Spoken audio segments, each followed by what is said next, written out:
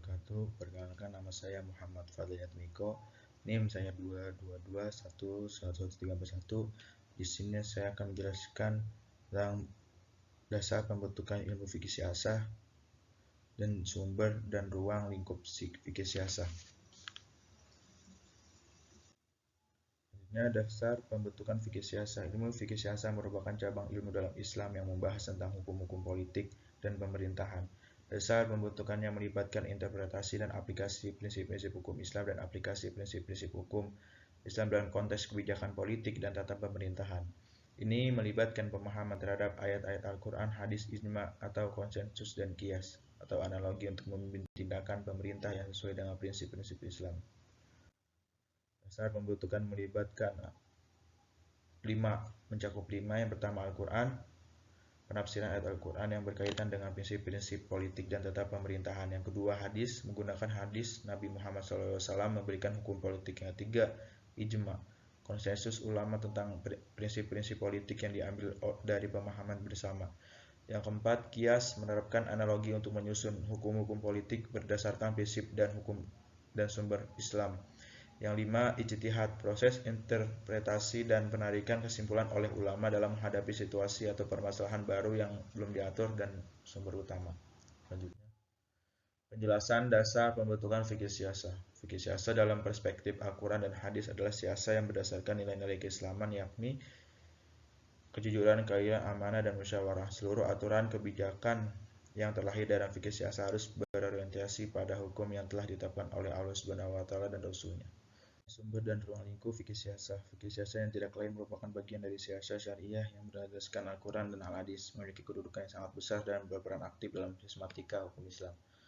Karena fikih siasah tidak lain memiliki ciri khas, yakni sangat memperhatikan segi kemanusiaan seseorang, baik mengenai diri, jiwa, akal maupun akidahnya, atau selaku perorangan ataupun sebagai anggota masyarakat baik berbangsa dan bernegara, serta tujuan utama yang tidak jauh berbeda dengan hukum Islam dalam mencapai suatu kemaslahatan umat baik di dunia atau di akhirat kelak. Dalam sejarah Islam sejak Nabi Muhammad SAW sampai pada abad modern ini sangat berspektakuler bagi umat sebagai semua umat manusia bahwa Islam tidak dapat terlepaskan dari suatu negara, dalam arti Islam harus mempunyai pemimpin.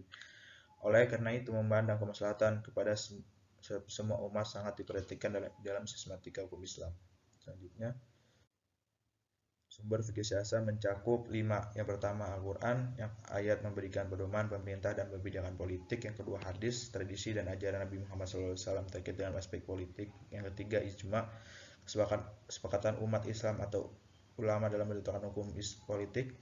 Yang keempat qiyas, penerapan analogi untuk mencari hukum politik dari kasus yang telah terjelaskan dalam sumber utama. Yang kelima ijtihad, usaha interpretatif dan penerapan kesimpulan oleh ulama untuk menyikapi situasi yang baru.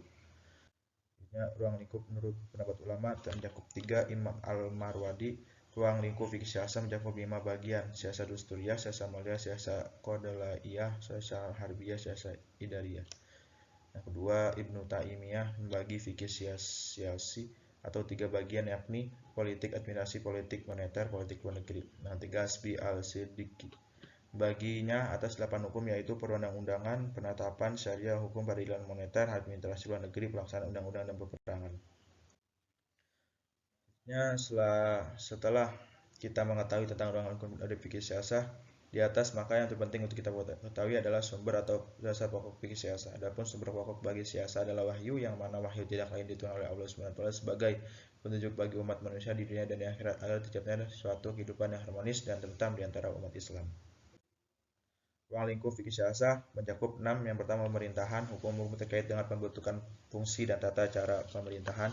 Keadilan, prinsip-prinsip keadilan dalam sistematika hukum dan pelaksanaannya.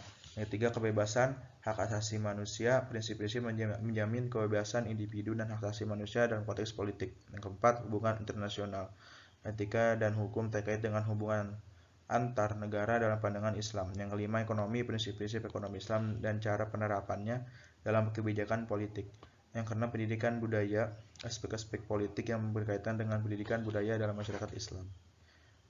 Selanjutnya, untuk pengembangan fikih siasah, beberapa metode yang dapat diaplikasi dalam mengembangkannya sebagai sumber penggalian hukum, yakni qiyas, istisan, istihab, masalah mursalah, al-zariyah, dan uruf.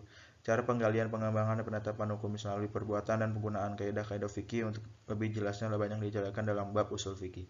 Sedangkan pembanding dari fikih syahasa itu sendiri adalah Undang-Undang 1945 yang merupakan aturan ketatanegaraan yang telah disepakati oleh banyak kalangan ahli yang memahami betul tentang ilmu ketatanegaraan khususnya di Indonesia. Begitu juga hukum perdata dan hukum pemerintah yang masih sesuai dengan sumber fikih syahasa di atas, yakni Al-Quran, hadis, dan beberapa metode yang dipakai dalam pengembangan fikih syahasa, yaitu qiyas, istihsan, istihad, masalah musalah, azariyah, dan uruf. Terima kasih. Kurang lebih mohon maaf. Wassalamualaikum warahmatullahi wabarakatuh.